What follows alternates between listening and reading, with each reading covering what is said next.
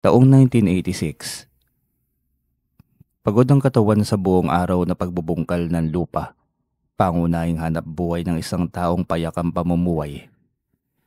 Malayo sa kabiasnan, malayo sa sibilisasyon, ang tanging pampalipas sa oras at pantanggal ng pagod ay ang dalawang tandang na kanyang alaga.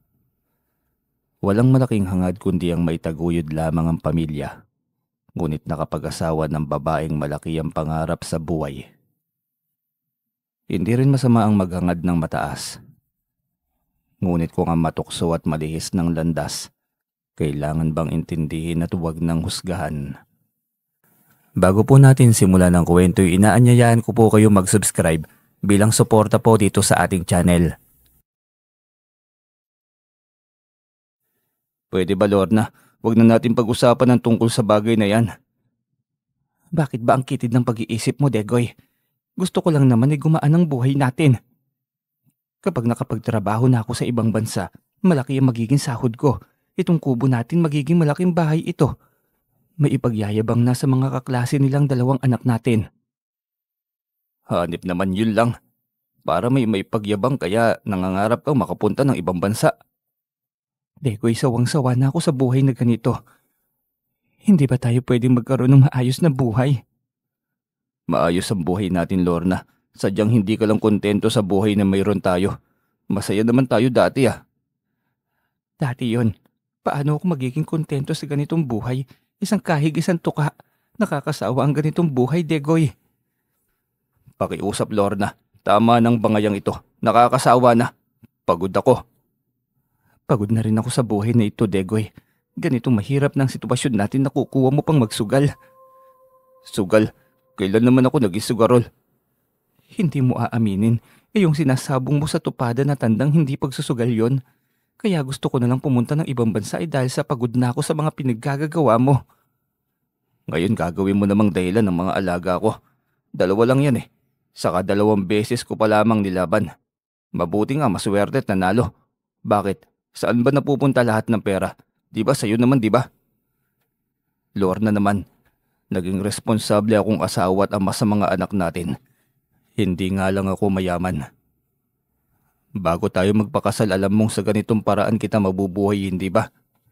Hindi na ito muling umimik. Ilang araw silang hindi nagkibuan. Dahil sa pangyayaring bangayan ay madalas na umaalis siya ng madaling araw at umuwi ng gabi. Hindi nagkaroon ng resolusyon ng kanilang alitan. Walang nais magpakumbaba. Ang nais lang naman niya ay manatiling buo sila kahit anong mangyari. Nang araw na yun ay malalim ang kanyang iniisip. Sino nga ba ang taong kontento sa isang kahig, isang tuka? Kahit sino naman ay gustong magkaroon ng masaganang kita. Ang kanilang sakahan ay hindi nga aabot ng 1 hektarya. Doon lamang sila nakadepende.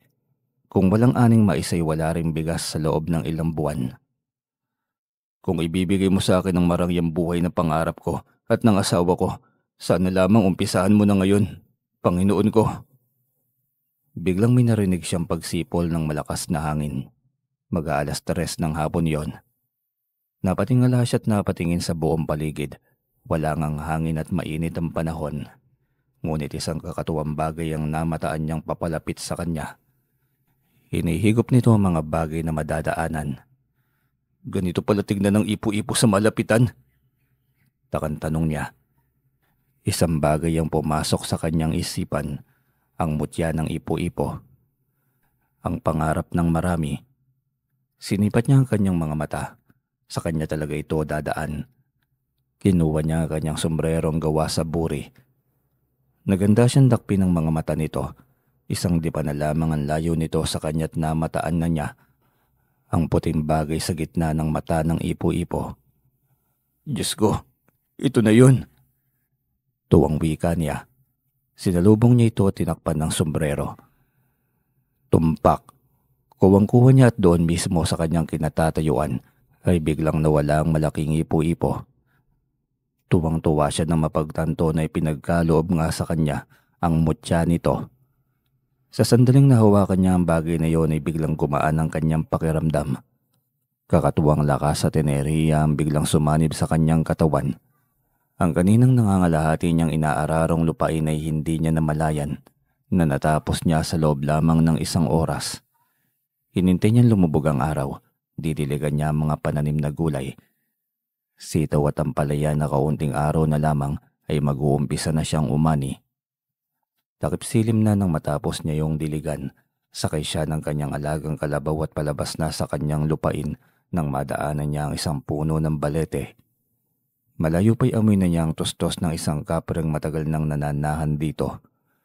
Hindi pa man naipamana sa kanya ng kanyang ama ang parte ng lupang yon, ay matagal na niyang nakikita ang kapre dito. Binatilyo pa lamang siya noon. Kaso'y bugnutin ito kaya ayaw niyang kaibiganin. Minsan ayaw siyang padaanin, minsan naman ay ayos lamang. Kaya minsan ay kailangan pa niyang umikot sa kabilang daanan dahil maraming nilalagay na harang ang kapre. Biglang yumugyog ang sanga ng punong balete. Napatingala siya doon sa puno at gano'n na lamang ang gulat niya nang biglang lumundag ang kapre sa kanyang harapan. "Ay, aba kaibigan, mukhang may kailangan kang ibigay sa akin ngayon." "Ano? Wala akong maibibigay sa'yo. Paraanin mo ako, hindi tayo magkaibigan. Bugnuting kapre." "Eto naman kaibigan na tayo simula ngayon. Eto, lalo na, ibibigay mo sa akin ng mutya. Abay magiging malapit na magkaibigan tayo kung mangyayari yon." "Anong akala mo sa akin, bobo? Hindi ako magpapauto sa inyo." "Ganun ba? Hindi mo ibibigay sa akin ng mutya?" "Ano bang mutya ang sinasabi mo?" "Huwag ka nang magkunwari. Nakita ko kung paano mo nahuli ang mata ng ipo-ipo. Sa akin dapat ang bagay na yon. Naunahan mo lamang ako. Kaya ngayon gusto kong ibalik mo sa akin ang mutya ng ipo-ipo." "Ako ang binigyan ng kalikasan kaya para sa akin ang bagay na yon. Naiintindihan mo ba? Huwag mong harangan ang daanan ko dahil paggabi na." "Ibigay mo sa akin ang mutya. Hindi ka makakadaan hanggat hindi mo ito binibigay sa akin." "Ang kulit mo namang kapre ka. Padaanin mo ako." Hinawakan niya ito sa kamay at ibinalibag. Nagulat ang kapre na mapagtanto ang kakaibang lakas na taglay niya. Sinubukan itong labanan siya.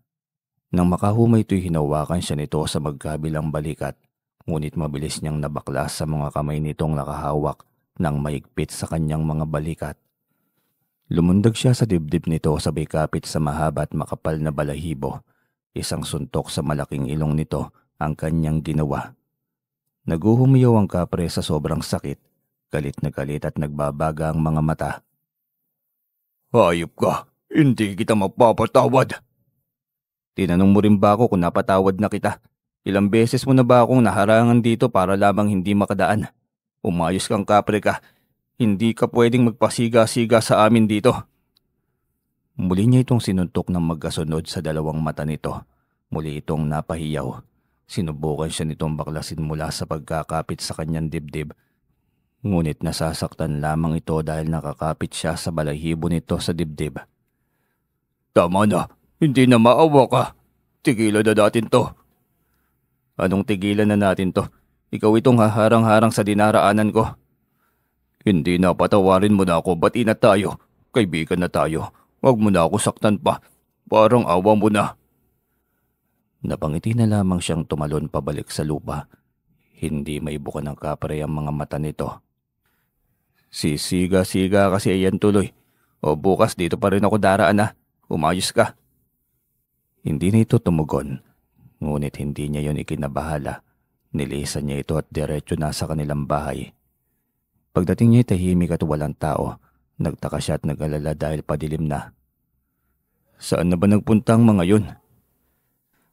Kahit pagod ay sinubukan niyang hanapin ang mga ito. Una niyang pinuntahan ang bahay ng kanyang biyanan. Hindi siya nagkamali dahil naroon ang kanyang 2 anak, ngunit ang kanyang asawa ay wala na roon. Kaya tinanong niya ang kanyang biyanang babae kung nasaan ito. "Hindi mo alam? Pambihira. Akala ko ba nagpaalam sa'yo?" "Nagpaalam? Sa alin po, Nanay Sol?" "Naloko na. Ay Emil, ikaw kumausap dito kay Degoy. Mukhang wala naman itong alam sa plano ng asawa niya. Loko yung anak mo ha. Mapapahamak pa tayo sa ginawa niya." "Ano po bang ibig niyo sabihin? Tay, ano bang plano ang sinasabi ni Nanay?" "Nako, naloko na nga. Mukhang naisahan tayo ni Lorna. Ang batang yun oo kahit kailan. Sinungaling talaga't hindi na nagbago. Inis na wika ni Tatay Emil. Ang kanyang biyanang lalaki at napakamot na lamang ito sa ulo. Sabihin niyo na po tay, ano po ba? Mukhang may kutob ako sa sinasabi niyong plano ni Lorna. Ang sabi niya ay nagpaalam siya sa iyo na maayos. Nagbigay ka pa nga raw ng pera para sa gastusin niya sa pagpaproseso ng kanyang mga papeles. Heto nga't iniwan sa amin ng mga bata. Susustentuhan naman daw niya. Mas maganda daw ang kita kasi sa ibang bansa. Hindi ko akalaing magagawa sa amin ni Lorna tay. Nay, bigla na lamang siyang hindi naging kontento sa buhay na mayroon kami. Dati naman hindi siya naghahanap ng sobra. Ang mahalaga naman ay buo kami. Lagi kong pinapaintindi sa kanya ang bagay na yon. Tinuloy pa rin pala niya ang plano niya. Akala ko sinusubukan lamang niya akong intindihin tungkol sa bagay na yan.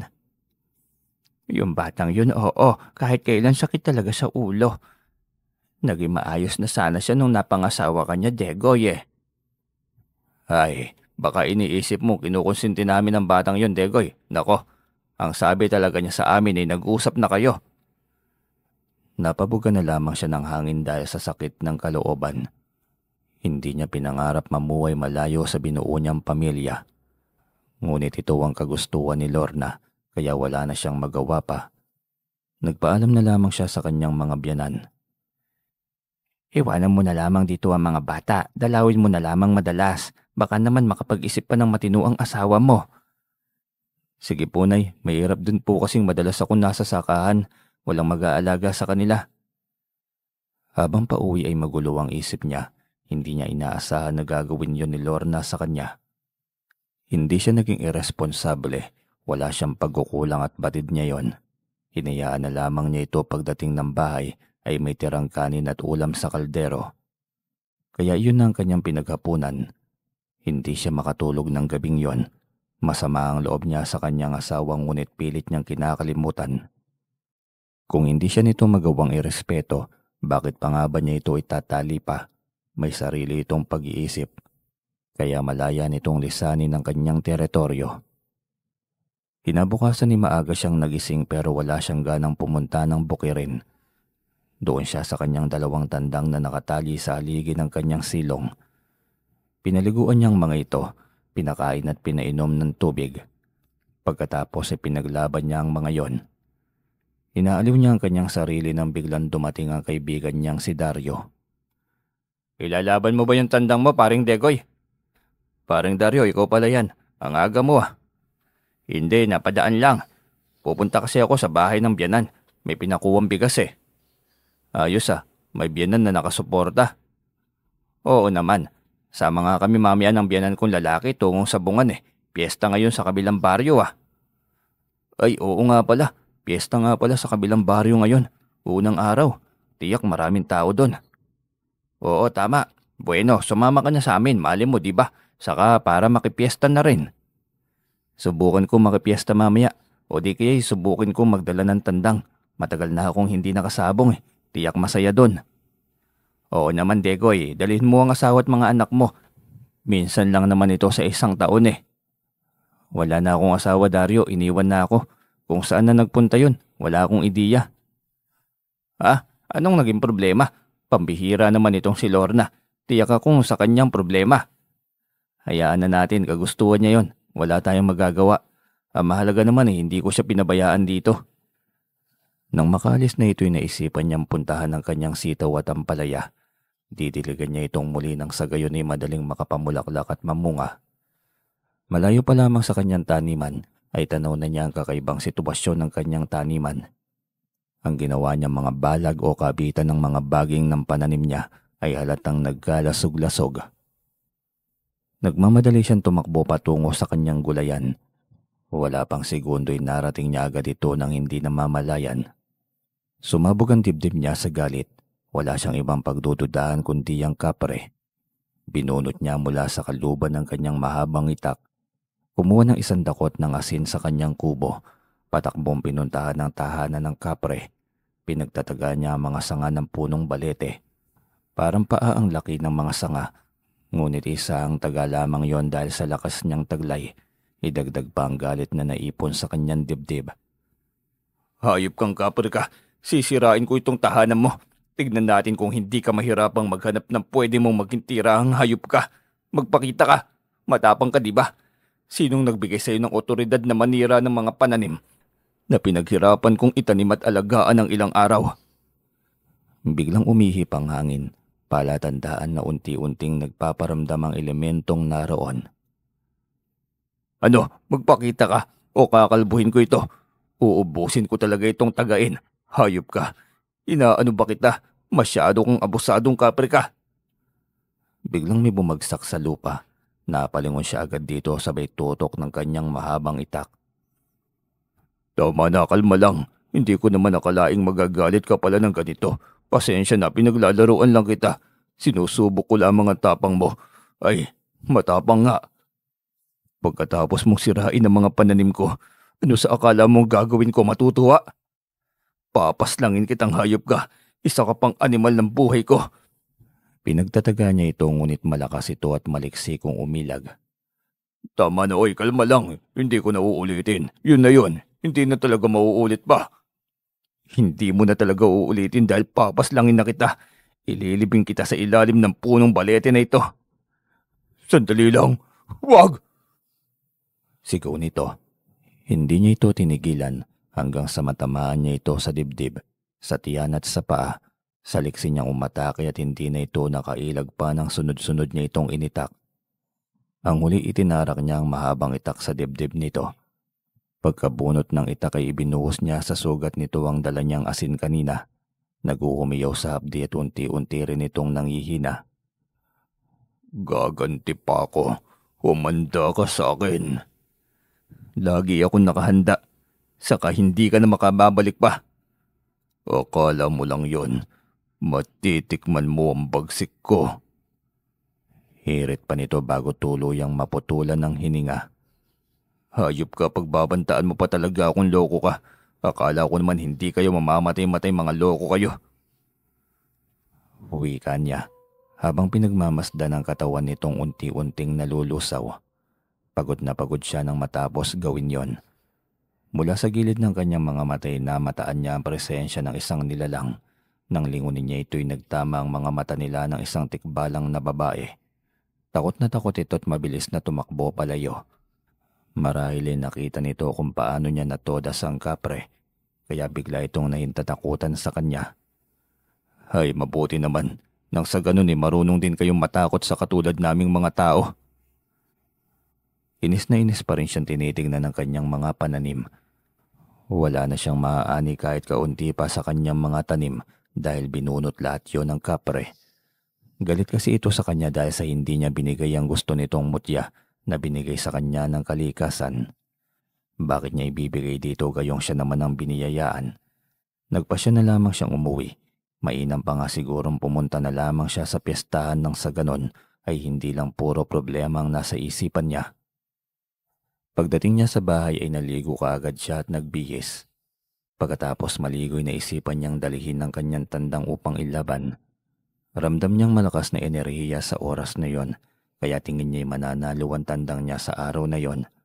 Kinuha niya ang isang tandang, sinuklay-suklay ang balahibo at pagkatapos ay nilawayan nito sa bunganga. Ipapanalo mo ako ngayon Itotodo ko itong 2,000 sa bulsa ko. Nilakad niya ang kalayuan ng kabilang baryo. Sa mga oras na yon, malinaw na niyang naririnig ang tugtugin sa malaking puno ng piyestahan. Touch by touch ang walang kupas at laging paboritong tugtugin sa sayawan at sa piyestahan. Habang papalapit sa musika ay unti-unting nabubura ang bigat ng kanyang kalooban. Malayo pa lamang ay tanaw na niya ang ginawang ruweda ng sabungan. Ang bubong nito ay yari sa nipa. Ang bakod at mga upuan ay yari sa kawayan. Gayunpaman ay buhay na buhay ang diwa ng piyesta.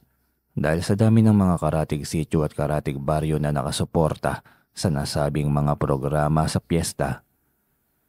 Sa kanang bahagi ay matatanaw din niya ang malaking Ferris wheel na nagsimula ng umikot at puno na ng sakay. Maririnig din ang hiyawan ng ilang kabataang takot sa pagbulosok ng Ferris wheel sa itaas. Mga perya na maraming pagpipilian at maaaring kaaliwan. Malungkot niyang inaalala ang masayang pagsasama nila ni Lornat ng 2 bata tuwing piyesta. Inikot niya ang perya at lahat ng laro, maging ang pula at puti na nilalaro, nang sa ganoon ay malibang sa piyesta. Bakit bigla mo naman akong ginanito, Lorna? Bakit? Kamuntikan ng manggilid ang kanyang mga luha. Buti na lamang at tinawag siya ni Dario kaya nagising ang kanyang diwa. Parin Degoy, halika! Nagulat siya kaya napahugot siya sabay tingin. Nagmadali siyang lumapit dito at napilitang ngumiti. Kanina ka pa ba dito, Dario? Oo, talo na yung isang tandang namin ng biyanan ko eh. Pero ayos lang, may isa pa naman. Bawi na lang.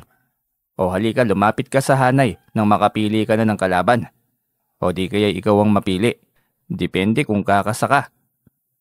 Ay kahit saan lang dyan. Basta laban hindi uurong itong tandang ko. Kampanting wika pa niya. Tol, ilalaban mo ba yung tandang mo sa akin? Mukhang natipuhan ko eh. Maganda yata ang magiging laban nila ng aking tandang. Oo naman boss, pwede yan, walang problema. Ganyan dapat, hindi umuurong, walang pag-aalinlangan at lalong hindi duwag. Ako pa ba boss? Hindi ko urungan yan. Hirit niya sa isang sabungero. Agad na pinalista ang kanilang pangalan para isunod na sa mga naunang laban. Ipinasarado na rin ang lugrohan sa kanilang tandang nang sa ganon ay diretso na agad sa ruweda. Kapag tinawag na ang kanilang mga pangalan, nakinuod na rin siya sa mga naunang laban, isang tandang ang nakakuha ng kanyang atensyon. Isang talisayin na hindi napapagod at tuloy-tuloy lamang sa pag-atake. Grabe naman tandang yun. Pangatlong laban na hindi pa rin natatalo ah. Dinig niyang wika ng isang sabungero. Kaya nga, tiyak akong may tangan niyang mutya. Mismo, hindi niyo alam. May tangan na mutya ng ipo-ipo yung tandang ni Ramon. Kaya nga hindi matalo-talo. Lahat ng tandang ni Mang Ramon, lahat ganadores. Iyon ay dahil sa mutya ng ipo-ipo. Mahabang kwento ng isang sabungero. Malinaw niya yung naririnig. Ang mutya ng ipo-ipo, paano kaya ginamit sa tandang yun? Parang gusto niyang dakutin sa kanyang bulsang nakabalot na pulang panyo ng mutya ng ipo-ipo. Gusto niyang ipakain yon sa kanyang tandang. Kaya lamang ay naisipan niyang baka masama sa dumi at mawala. Sayang lamang. Ilang sandali pa'y biglang bumulagta ang kalaban ng tandang natali sayin. Napahanga siya ng sobra sa galing nito. Biglang tinawag ang kanyang pangalan kaya pumasok siya sa loob kasama ang kanyang magiging kalaban. Halos sabay nilang inilapag ang kanilang tandang. Nagulat siya sa ipinakitang galing ng kanyang tandang. Sobrang liksi nito. Sobrang taas ng lipad nito na tila ba na ensayo niya ng gusto. Teka, bakit biglang nagpakitang gilas itong alaga ko? Hindi naman siya ganito ah. Biglang tanong ni Degoy sa kanyang isipan. Nakikita niya ang bilis at liksi ng kanyang alaga sa kaninang tandang ni Mang Ramon. Naisip rin niya ang ginawa niyang pagdura sa bibig ng tandang. Yun na kaya yun, yung lawi galing sa akin? Yun na nga yata. Tanong niyang muli sa kanyang isipan. Napalalim lamang ng kaunti ang kanyang isip ay hindi na niya namalayang bumulagta na pala ang kalabang tandang. Nagulat siya samantalang hiyawan ng mga sabungero sa kanyang likuran. Nang makahumay tuwang-tuwa siya dahil panalo na sa malaking pera. Naisip niyang muling ilaban ang kanyang alaga dahil nakita niyang hindi nabawasan ang lakas ng tandang niya. Totoy, gusto mo bang maglaban ng tandang natin? Mukhang magandang laban silang dalawa. Kita mo, magkasing laki rin. Degoy po, Mang Ramon. Yun po ang pangalan ko, hindi po ako Totoy. Pangbatang gusgusin yan. O siya Degoy, sige. Degoy kung gusto mong maglaban ng tandang natin. Bigla siyang nagka-interes sa hamon nito. Alam niyang kayang-kaya ng kanyang tandang ang tandang ni Mang Ramon. Sige ba Mang Ramon, lalaban ang aking tandang. Nakita ko kanina kung gaano kagaling yung tandang mo pero hindi ako nababahala. Kaya yan ang aking tandang. Ganyan nga Degoy. Dapat malakas ang loob sa katiwala sa alaga. Nang sa ganon ay magkaroon din ng lakas ng loob ang alaga mo. O halika na, magpalista na tayo. Tiyak na maraming Kristo dito sa ating mga tandang. Uwi ka sa kanya nito. Matapos mailista sa hanay ang kanilang tandang ay naghihintay na muling tawagin ang kanilang mga pangalan nang sa gayon ay muling kapitan ng tari. Hindi siya mapakali. Ano kaya ang maging laban ng dalawang tandang kung mutya ng ipo-ipo ang ginamit ni Mang Ramon? Tiyak din naman siyang nasa kanyang tandang ang taglay niyang lakas at bertod ng mutya dahil sa paglaway niya sa bunganga nito. Mga dalawang pares ng tandang ang naglaban bago muling isunod ang sa kanila. Mga Ramon, Degoy, halina kayo. Kakabitan na nating muli ng tari yung mga tandang nyo. Isusunod na natin. Uwi ka pa ng mananari. Agad na lumapit silang dalawa upang makabitan muli ng tari ang kanilang tandang. Kampante siyang hindi papatalo ang kanyang alaga. Muli niyang binuksan ang bunganga nito at dinuraan. Makalipas ang ilang sandali ay tandang na nila ang ilalaban. Kaya nang makalabas ang dalawang pares ay sila na ni Mang Ramon ang halos sabay na yumuko sa roweda at magkasabay na binitiwan pa ang dalawang tandang. Parehong magaling, parehong malakas at maliksi, kaya hiyawan ng mga taong nanonood sa paligid. Ayos, ganyan nga alaga ko. Lumaban ka, lalaban tayo. Alam kong hindi ka papalupig sa kalaban. Sigaw pa ni Degoy. Sobrang tagal ng laban at parehong magaling ang laban ng dalawang alaga nila. Kaya sa uli ay diniklara ng sentensyador na patas. Gigil na gigil si Mang Ramon. Ayaw maniwala na may kapares na sa galing ang kanyang tandang, kaya tinapunan siya nito ng masamang tingin. Patay mali siya siyang hinayaan ng masamang tingin na yon. Hindi na lamang siya lumaban pang muli. Gusto na niyang umuwi dahil mabigat na rin ang kanyang pakiramdam sa tuwing naaalala ang kanyang pamilya, ang kanyang asawa. Habang pauwi ay hindi niya namalayan na kasabay pa rin niya si Mang Ramon. Mang Ramon, uuwi ka na rin?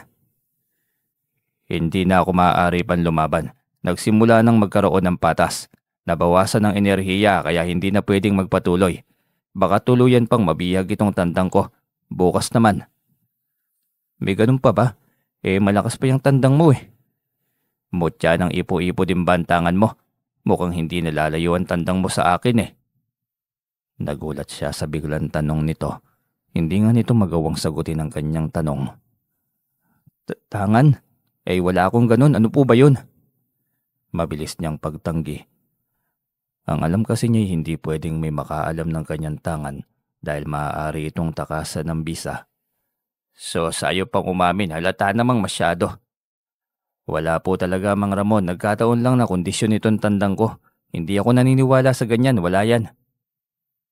Hindi na rin sumagot pa si Mang Ramon. Inunahan na siya nitong maglakad.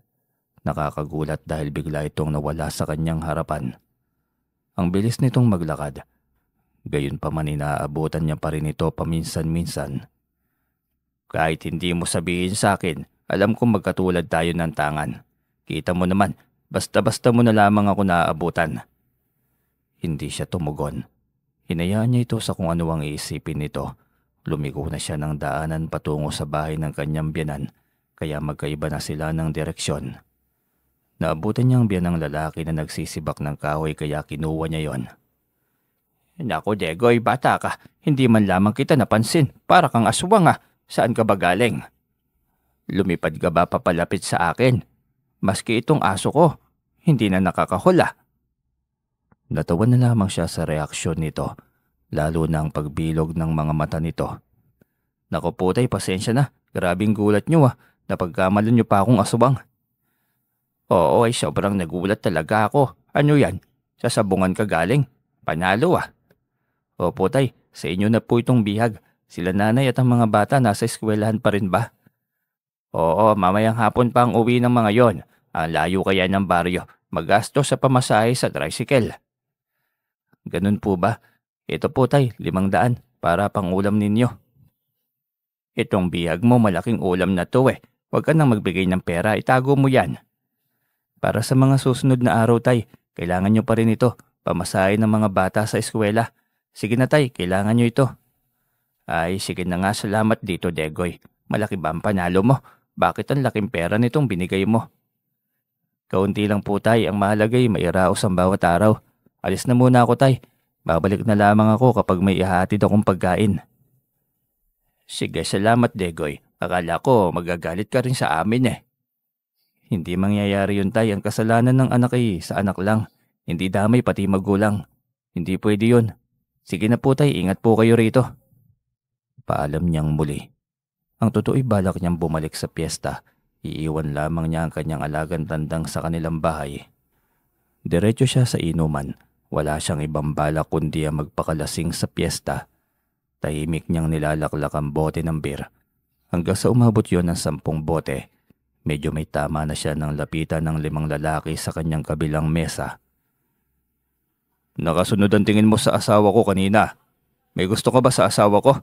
O baka naman, ikaw yung kabit ng aking asawa? Biglang sumbat ng lalaki sa kanya. Napakunot ang noon niya. Hindi niya alam kung alin doon.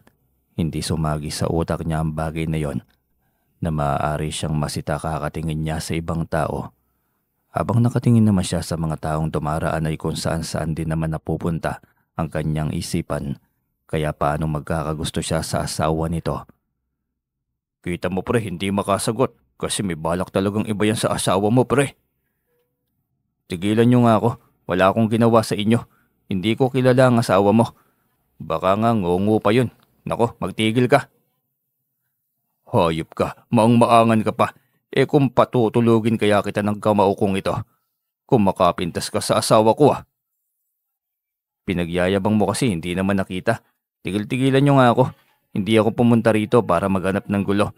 Nandito ako para makipiesta. Pwede tamang-tama yan. Magpipiestahan ka naming 5 ngayon. Tignan lang natin kung hindi sa ospital yung bagsak mo ngayong gabi. Uwi ka pa ng isa. Sabay ang mga itong nagtawanan. Naging alerto naman ang tindera.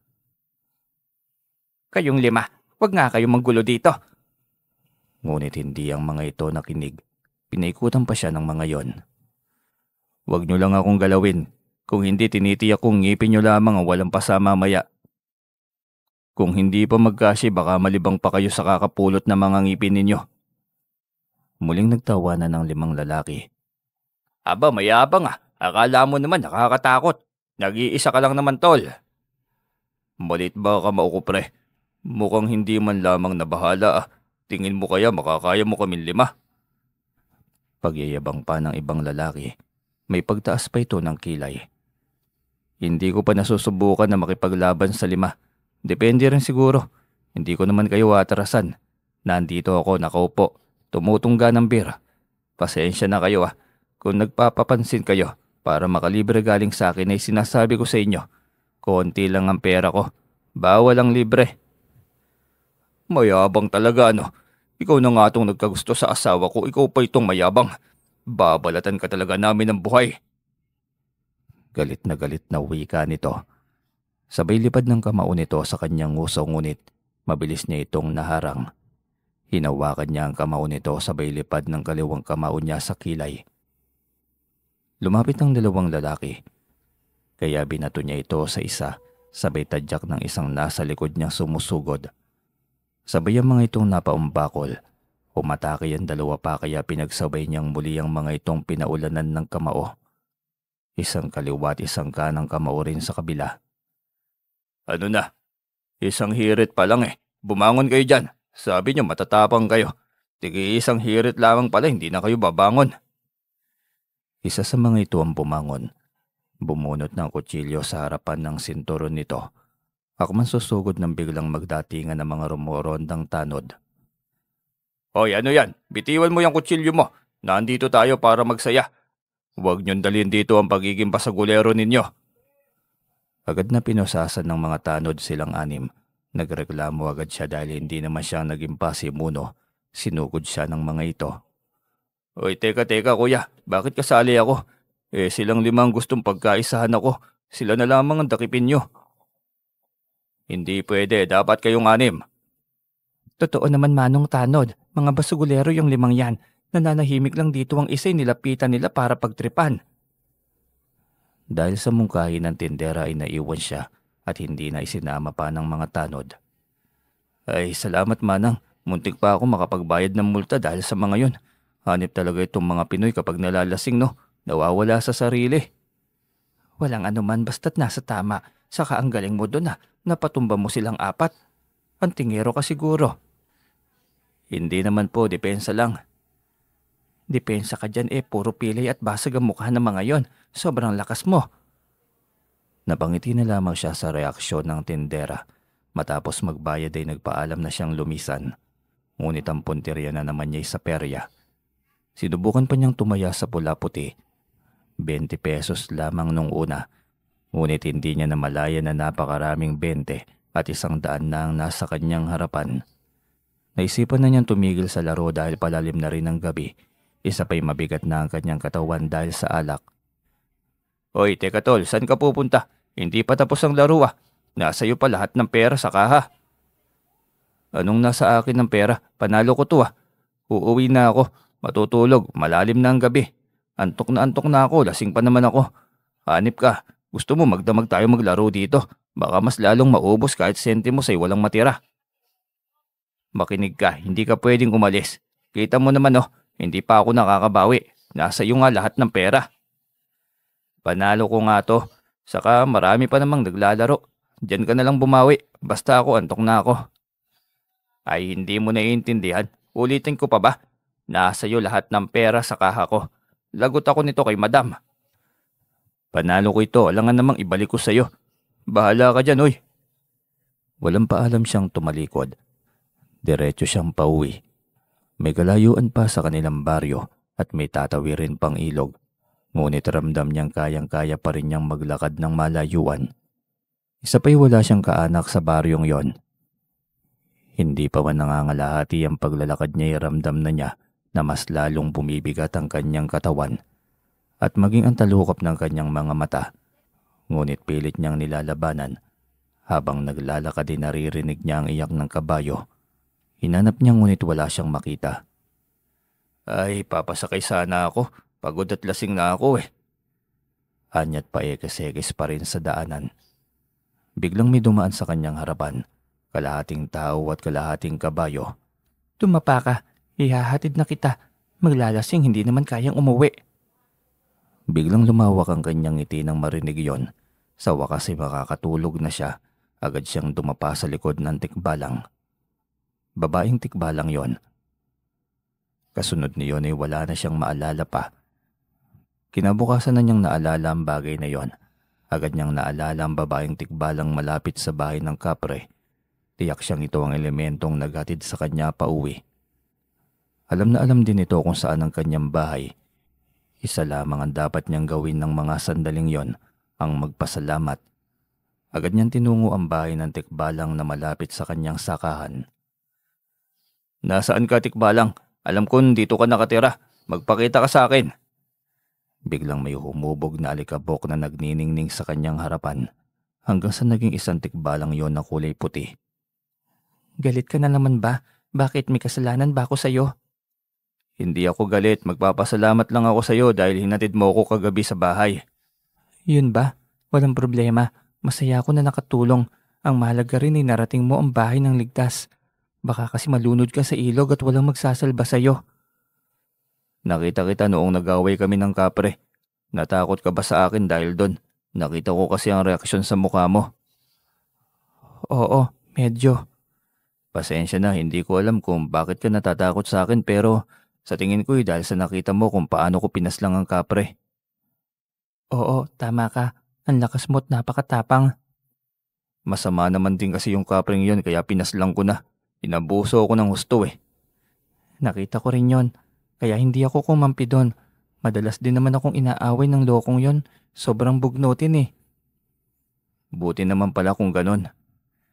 Pwede mo akong maging gabay. Heto ang kapiraso ng aking buhok. Hipan mo ito kung sakaling kailangan mo ko. Ibalot mo ito sa pulang panyo. At laging ilagay sa bulsa. Totoo ba? Sa akin mo talaga ito ibibigay? Oo, minsan kapag kailangan mo ng tulong, nandito lang ako. Salamat sa iyo. Tumala. Yun ang aking pangalan. Salamat, Tumala. Masaya akong naging gabay kita. E di ibig sabihin nito nadagdagan pa ang aking kalakasan. Oo, tama ka.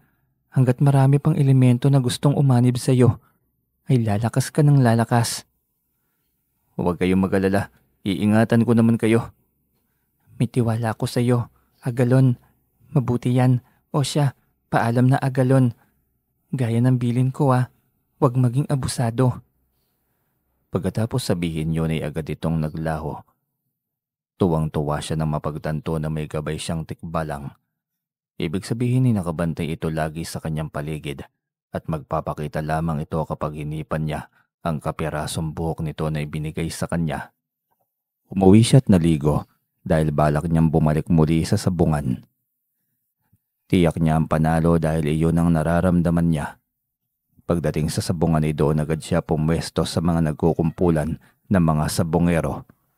Nagtuturoan ng mga ito ng gustong ilaban sa mga pag-aaring tandang. Ikaw tol, gusto mo bang ilaban ang tandang mo sa akin tandang?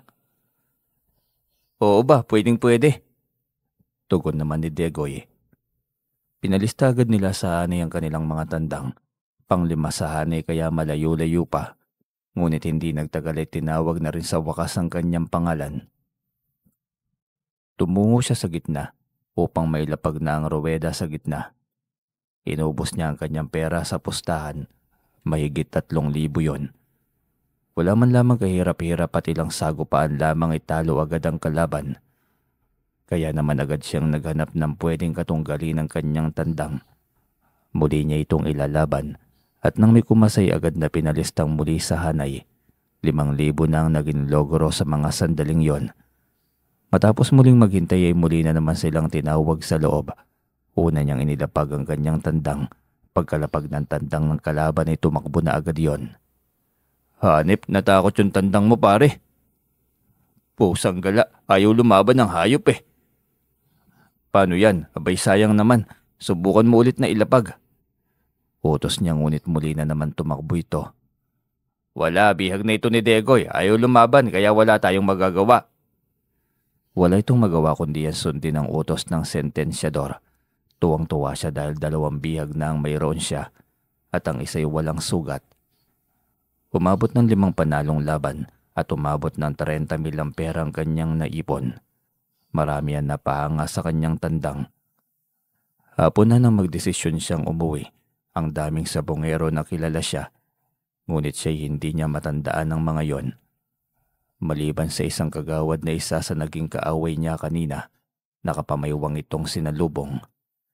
Hindi ako naniniwala na walang pandaraya sa mga ginagawa mo. Hindi ka mananalo ng ganyang karaming laban kung wala kang pandarayang ginawa. Ang sama mo ah. Paano ka namang nakakatulog ng mahimbing kapag ganyan? Uwi ka ng kagawad. Mapakla siyang tumawa dahil sa narinig niya mula sa bibig nito. Ako pa talaga ang pinagdududahan mo ng ganyan, kagawad. Alangan namang ako. Wala nga akong swerte dahil tinalo mo, hindi ba? Kaya pala mainit ang ulo mo sa akin, kagawad. Libre na lang kita ng beer, nang sa ganun ay humupa naman yung galit mo sa akin. Hindi ako nakikipagbiruan sa'yo. Hindi ako natutuwa sa'yo, kaya umalis ka na at umayos ka. Dahil oras na mahuhuli ko yung pagiging pandaraya mo. Lagot ka sa taong bayan, ipakukuyog kita. Hindi ako nababahala, kagawad. Malinis ang konsensya ko. Alam mo ba ang kasabihan? Ang magnanakaw ay galit sa kapwa magnanakaw. Di ba yun ang laging sinasabi ng iba? Anong gusto mong iparating na mandaraya ako? Ops, wala akong sinabing ganon. Ayos ka lang ba? Sa bibig mo yan ang galing, di ba? Mas lalong uminit ang ulo ng kagawad sa kanya. Hinayaan lamang niya ito. Tahimik siyang umalis ngunit bago tuluyang tumalikod, ay ibinato niya sa harapan ng kagawad ang isa niyang bihag. Yan kagawad, para sa iyo at sa buong katagayan mo. Masarap yan gawing pulutan. Sigaw pa niya at diretso ng lumisan. Idinaan niyang 2 bihag sa bahay ng kanyang biyanan. Ang isa'y lulutuin niya para sa sarili at ang isang bihag na buhay ay aalagaan niya. Sayang pa ito kung gagawin namang karne, gayong maliksi rin naman. Baka kinulang lamang sa ensayo. Hindi siya sigurado basta hindi niya ito kakatayin. Dahil sa pagiging sunod-sunod na panalo ay bigla siyang nahumaling sa larong ito. Yun ay dahil na rin sa kasiguraduhan niya sa hawak na mutya ng ipo-ipo na nasa katawan niya at naipasa niya sa kanyang mga alaga. Nang sumunod na araw ay lumaban siyang muli. Hanggang sa matapos ang piyesta sa kabilang baryo, nakaipon siya ng 100,000 piso at dahil doon ay nakapagpatayo siya ng bahay na pangarap niya. Malaki at konkreto at sa mismong sentro ng baryo Dahil sa pagkakaroon niya ng malaking bahay at hindi na siya naging kontento sa ganun na lamang, mas nahuhumaling pa siya sa pagsasabong, dala ng kasiguraduhan lagi sa panalo, hanggang sa makabili siya ng magarang sasakyan, nakabili ng malaking lupain na siyang paglalagyan ng kanyang mga alaga. Hindi naging marangya ang kanyang buhay kung hindi dahil sa sabong, kaya alagaan niya ang mga ito na naging dahilan ng pag-angat ng kanyang buhay. Kinuha na niya ang kanyang mga anak at ang sariling ina na niya pinapaalaga niya sa 2 bata. Papa, bahay po ba natin to? Ang laki naman ng bahay natin. Oo anak, dito na tayo titira simula ngayon. Sa atin na itong malaking mansyon. Yay! Sana umuwi na si Mama para kasama na natin siya ulit, Papa. Hayaan mo na yun anak, mabubuhay naman tayo nang wala siya eh. Papa, hindi niyo na po ba mahal ang Mama? Anak, mahal ko ang mama niyo kaso iniwan niya na tayo. Kita mo naman kahit isang sulat wala tayong natanggap. Ito talaga ang balak niya, ang abandonahin tayo.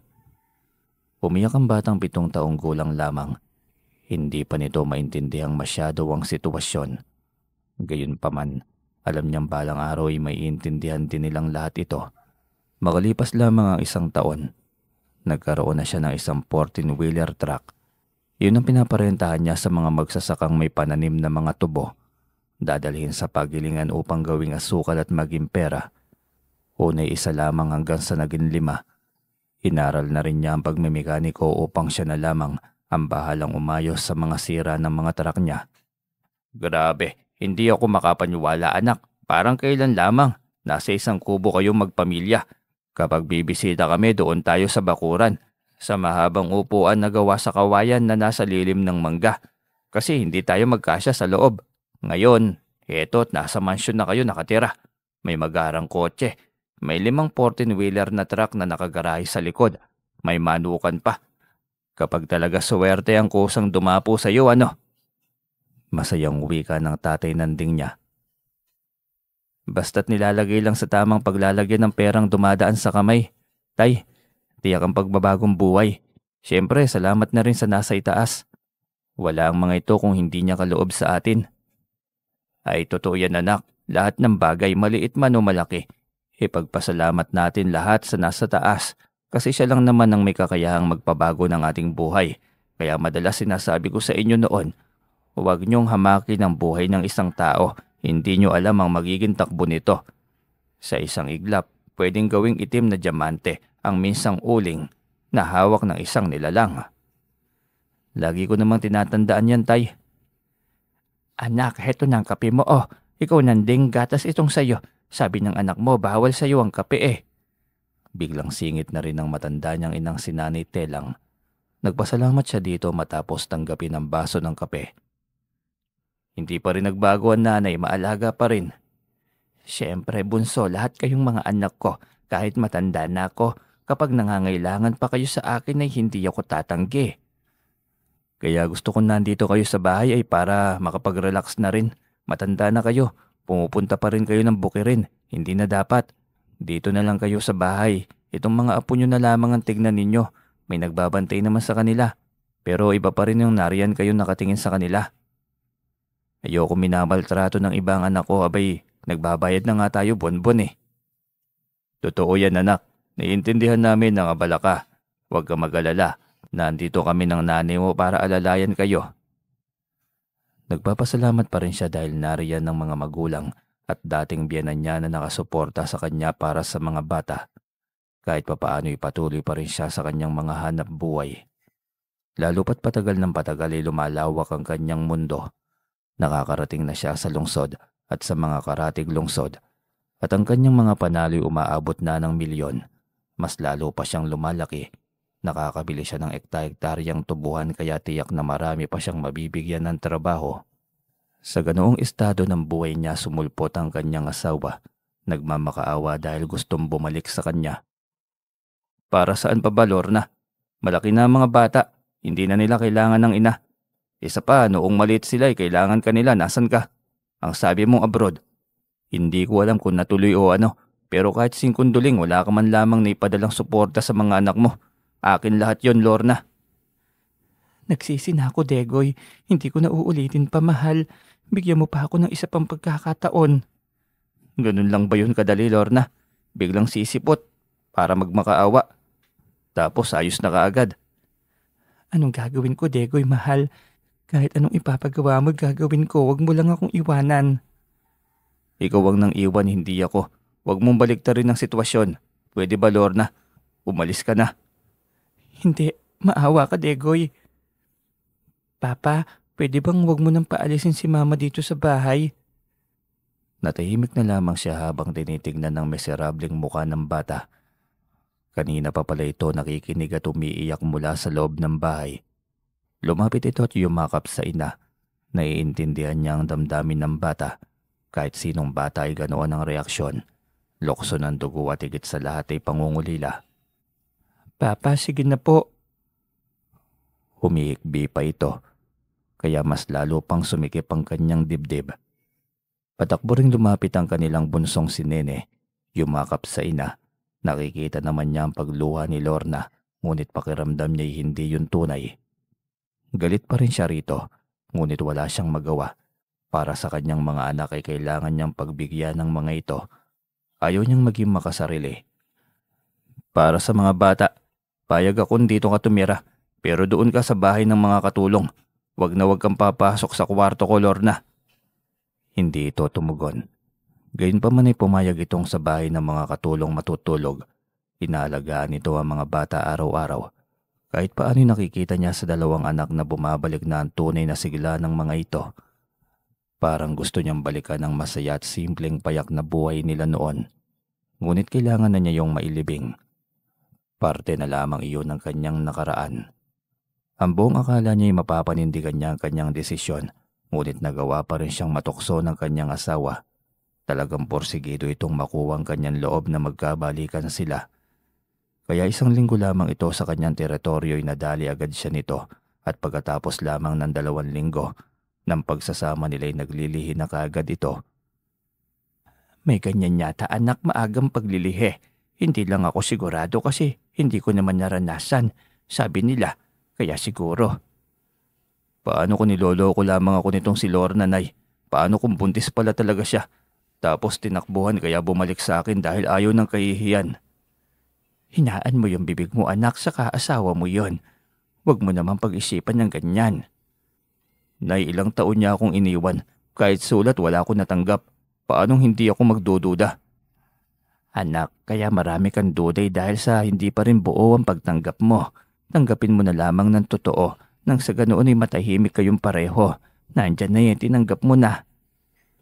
Napabuga na lamang siya ng hangin.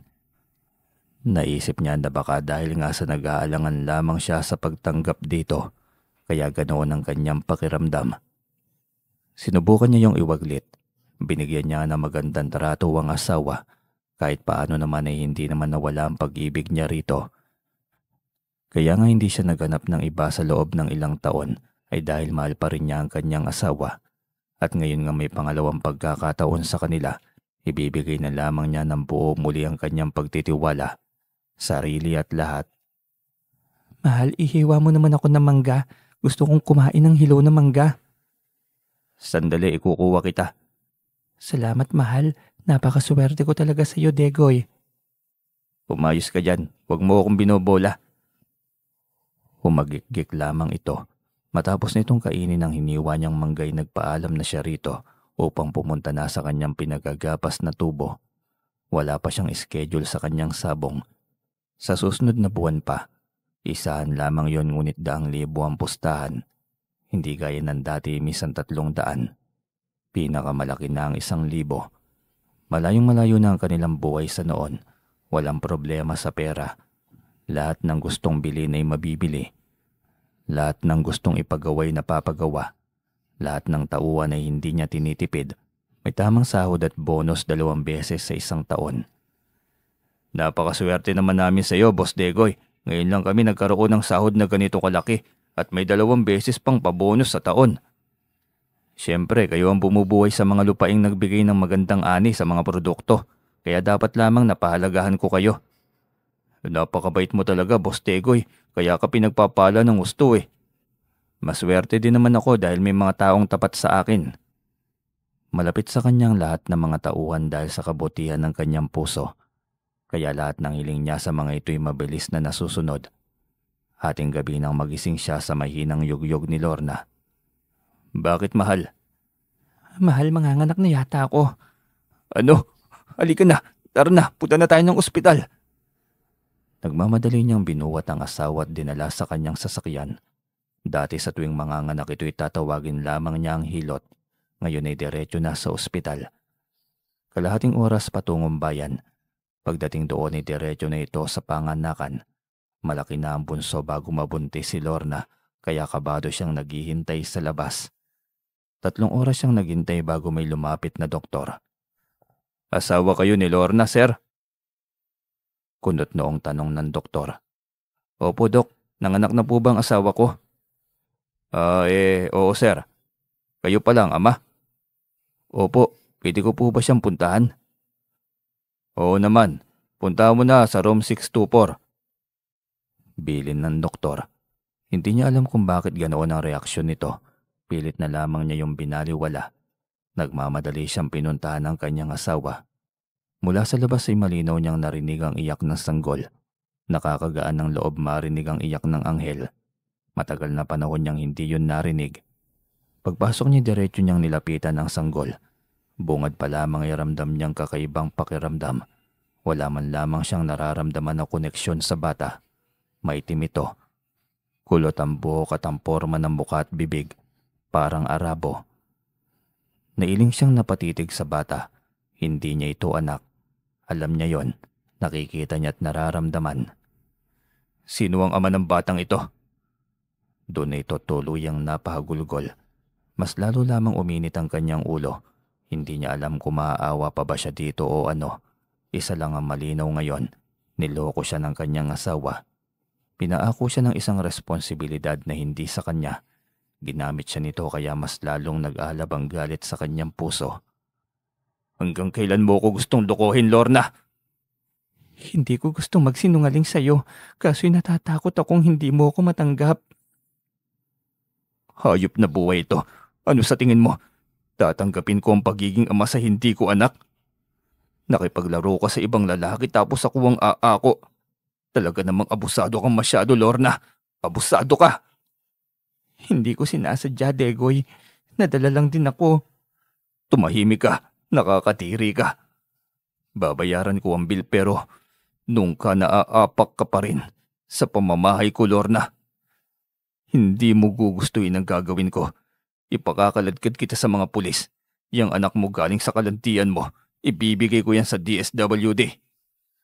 Huwag naman ganito, Degoy. Parang awa mo naman sa akin at sa anak ko. At ano, Lorna? Ako ang gagawin mong kawawa. Tampulan ng mga chismis. Nagbingi-bingihan na nga ako noon.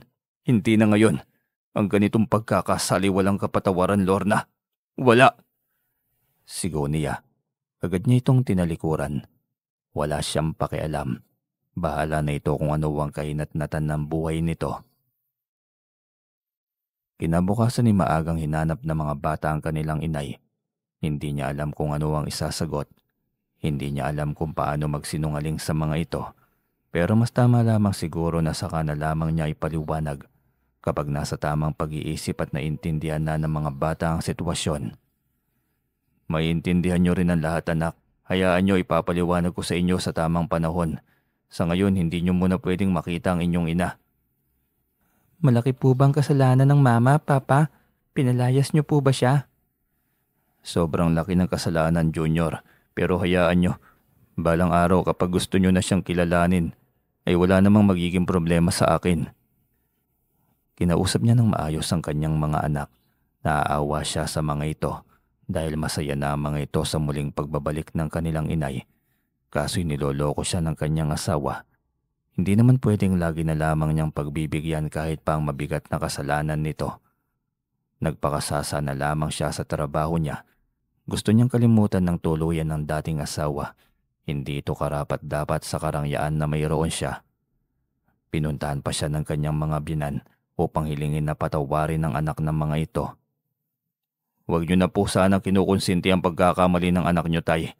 Lalaki din kayo, hindi ba? Ikaw ang unang makakaintindi dapat sa akin. Wika niya sa kanyang biyanang lalaki na si Tatay Emil. Jegoy anak, nasasayangan lang ako sa iyo. Napakabait mo. Walang ama na hindi nangarap magkaroon ng mabuting asawang anak. Pero bakit ganito pa ang nangyayari? Hindi na talaga nag-isip ng tama itong si Lorna. Sobrang perwisyo ng ginawa niya sa iyo, Degoy. Wika rin ng kanyang biyanang babae. Pasensya na, Nanay Sol. Hindi naman siguro pwede na ulit-ulit na lamang tayong maging tanga, hindi ba? Kailangan din nating magising. Mukhang wala na talaga magagawa ang pakiusap ko sa iyo. Ikaw nang bahala sa desisyon mo.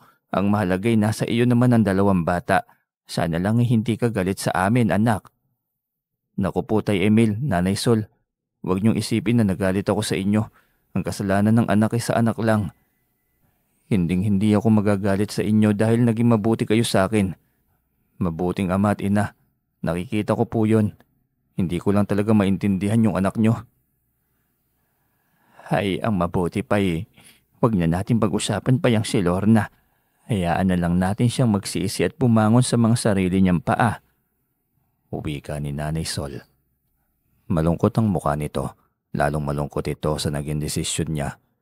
Hindi na makipagbalikan pa sa anak niyang si Lorna. Masasabi niyang kahit anong mangyari ay hindi na siya maghihirap pa sa kung pera lamang ang pag-uusapan. Yun nga lamang at hindi naging balanse ang lahat. Sinuwerte siya sa pera at yaman, ngunit hindi sa buhay pag-ibig. Ngunit makalipas ng 3 taon ay nakilala niya si Bella, isang nurse na nakadistino sa sentro ng kalusugan ng kanilang baryo.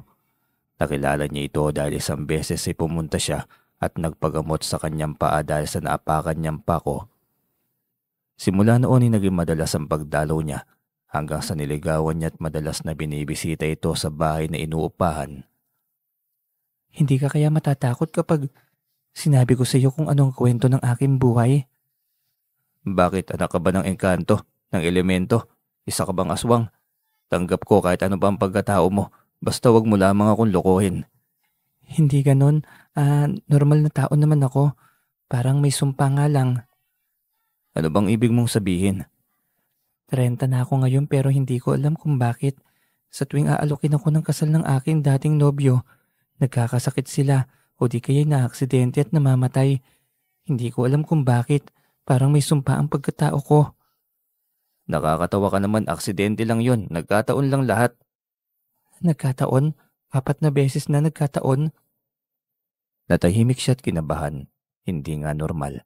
4 na beses yon. Ibig sabihin ay may kakaiba. Hindi siya nagpahalata na takot siya rito. Pinalakas niya ang loob nito at pilit na pinaparamdam ang pag-ibig niya. Nang gabing yun ay hindi siya nakatulog. Naisipan niyang kausapin si Tumala, ang tikbalang na naging gabay at kaibigan niya. Inipan niya ang buhok nito na nakabalot sa pulang panyo. Ilang sandali pa'y bumungad na ito sa kanyang harapan. May papagawa ka ba, Agalon? Kumusta ang mga trabahante ko? Maayos pa rin naman ba ang kanilang pagtatrabaho? Maayos naman sila, Agalon. Masisipag lahat ng mga tauhan nyo. Kaya walang problema. Mabuti naman kung ganon. Ang totoo'y hindi sila ang dahilan kung bakit kita pinatawag. May ipapagawa lang kasi ako sa'yo. Kahit ano, Agalon. Nakita mo naman, di ba? Nakamata ka naman siguro. May nililigawan ako ngayon. Gusto ko sana siyang pakasalan. Delikado, Agalon. Mapapalaban ka. Anong ibig mong sabihin? Isang aninong itim ang gabay niya. Tingin ko'y engkantong itim siya. Pero hindi siya basta gabay lang. Minahal niya si Bella kaya ayaw niyang may lalaking umaaligid kay Bella. Naghahanda lang naman ako lagi. Baka sakaling aatakihin ka niya nang hindi mo alam. Hayop na yun, kaya naman pala. Gusto kong makipagtuos sa kanya. Gusto kong mawala siya sa buhay ni Bella. Kayang-kaya mo, Agalon. Tangan mo ang mutya ng ipo-ipo. Kaya walang imposible sa'yo na talunin ang elementong yon. Uwi ka pa nito. May dinukot ito sa bulsa. Ano yan? Abo ng apoy ng San Telmo galing sa kabilang dimisyon. May San Telmo rin sa mundo niyo? Oo naman. Hindi nga lang sila kulay pula kundi kulay asul. Ganun ba? Anong gagawin ko dito? Kumuha ka ng kaunti at ihaplos mo sa iyong katawan. Hindi ka niya mahahawakan dahil malulusaw siya. Dagdag sa kaliksihan at sa pagiging malakas mo dahil sa mutya ng ipo-ipo. Malaking tulong ka talaga sa akin, Tumala. Salamat dahil nariyan ka. Wala yon. Ganito, kabilugan ng buwan mo siya kalabanin. Hating gabi, nasa bakuran lamang siya ng bahay na inuupahan ni Bella. Lagi nakabantay. Doon mo siya aatakihin. Minarkahan agad niya ang kalendaryo. 10 araw na lamang, kabilugan na ng buwan. Kailangan niyang mag-ipon ng lakas para sa laban niya sa nasabing elemento. Dumating ang araw na yon at hindi siya mapalagay. Hindi niya sinipot si Bella dahil hating gabi niya balak puntahan ng dalaga. Kailangan ay darating siya sa bahay ni Bella saktong hating gabi. Tamang-tamang nasa gitna ng bakura ng anino. At 10 beses ang dilim niya kaysa sa normal na anino. Para itong isang sunog na tao sa sobrang itim nito na halos kasing tangkad niya. Sa kotse niya ito nakatingin. Alam niya yon. Batay sa forma ng ulo at likod. Kumuha siya ng abo ng San Telmong asul. Ipinahid yon sa kanyang katawan. Pagkatapos ay bumaba na roon. Sinalubong siya ng anino na tila ba alam nito ang kanyang balak. Inatake siya nito ngunit nagulat ito dahil sa sobrang init niya. Hayop ka! Bakit ang init mo? Mas hayop kang halimaw ka. Ikaw pala ang misteryo sa likod ng pagkamatay ng mga dating nobyo ni Bella. Pwes, tapos ka na ngayon. Paano mo ako matatapos? Walang makakapaslang sa akin. Wala! Pinagsusuntok niya ito at pinagtatadyakan. Hindi ito matamaan. Tumatagos lamang sa katawan nito ang kanyang kamao. Humalakhak pa ito ng nakakairita, kaya mas lalo siyang nanggigil na mapaslang ito. Naisipan niyang abo ng San Telmo, yun na nilagay niya sa kanyang kamao. Pagkatapos ay pinagsusuntok niya ang anino. Napahiyaw ito sa sobrang sakit. Itigil mo yan! Mahapdi! Nakakapaso! Nakakapaso pala eh di mas lalong hindi kita titigilan. Tama na! Hindi ko na kaya. Suko na ako. Suko ka man o hindi, wala akong pakialam. Ang gusto ko'y mawala ka, pero wisyo ka sa amin ni Bella. Si Bella? Sa akin si Bella. Walang makakaagaw sa kanya mula sa akin. Ganun ba? Kaya gustong-gusto na kitang tapusin, walang hiya ka. Ano sa akala mo ang karapatan mong sumiping sa tao? Doon ka nababagay sa impyerno. Doon ka sumiping. Magsama kayo doon sa impyerno. Dinukot niya ang bote na may lamang abo ng San Telmo mula sa kanyang bulsa. Pagkatapos ay ibinuhos yon sa anino. Mas lalo itong nagwala sa sobrang init hanggang sa tuluyan na itong manghina. Nakita niya kung paano ito parang gomang nalulusaw. Sobrang pangit ng amoy nito at hindi niya may paliwanag. Nakakaduwal. Isa lamang sigurado. Patay na ito at hindi na ito makapang-aabuso pa. Nang sagutin siya ni Bella ay hiniling na agad nito na mapakasal sila. Sigurado ka ba? Wala ka nang dapat ikatakot, hindi ako mamamatay. Napaslang ko na siya. Napaslang? Anong ibig mong sabihin? Doon na niya ikinuwentuhan lahat ang tungkol sa aninong itim. Kinilabutan ito ngunit sinabi niya na wala na ito at hindi na ito makapang-aabuso pa. Ang misyon na lamang ni Bella ay kunin ang loob ng mga bata. Hindi naman ito nahihirapan dahil bukod sa mabait si Bella, mabait din ang mga bata. Tuloy ang pagiging buo nilang pamilya. Minalas sa una, mas naging swerte naman sa huli. Isang profesional, mabait at mahal din ang mga anak niya sa dati niyang asawa. Pinagkalooban pa sila ng kambal kaya 4 agad ang kanilang naging anak. Tuwang-tuwa siyang pinagmamasdan ng lumalaki niyang pamilya. Hindi siya nababahala. Lumalaki rin naman ang kanyang mga kita. Tuloy-tuloy din ang produkto ng tubo sa kanyang asyenda. Tuloy-tuloy din ang kita ng kanyang mga truck na pinapaupahan. Pinauunlad siya ng Panginoon kaya ginamit niya ang tama. Hindi rin siya abusado sa mga tauhan. At katunayan na yung dating bahay ng mga ito'y sawali. Nang dahil sa kanya'y naging sementado na rin ang mga yon. May mga motorsiklo na rin itong napapakinabangan tuwing patungong bayan upang mamalengke. Hintayin ng tamang panahon, ang pag-unlad ay hindi minamadali, lalong hindi pinipilit. dahil ang prutas ay kusang magiging hinog sa kanyang tamang panahon. Hanggang dito na lamang po ang kwento natin mga ka-DM. Mag-iingat po ang lahat lalo na sa paparating na bagyong parating sa atin ngayon. Lalo na itong parting Central Luzon, itong norte. Mag-iingat po tayo at lagi po tayo magdasal sa ating Panginoon. At sana yung pumoprotekta sa atin na bundok ng Sierra Madre na ilang siglo nang pumoprotekta sa atin. Sana naman nakikinig sila sa mga kwento ko dito. Halos karamihan ng kwento natin dito tungkol sa pagpuputol ng mga puno, pagmimina sa mga bundok ay hindi talaga maganda sa ating kalikasan.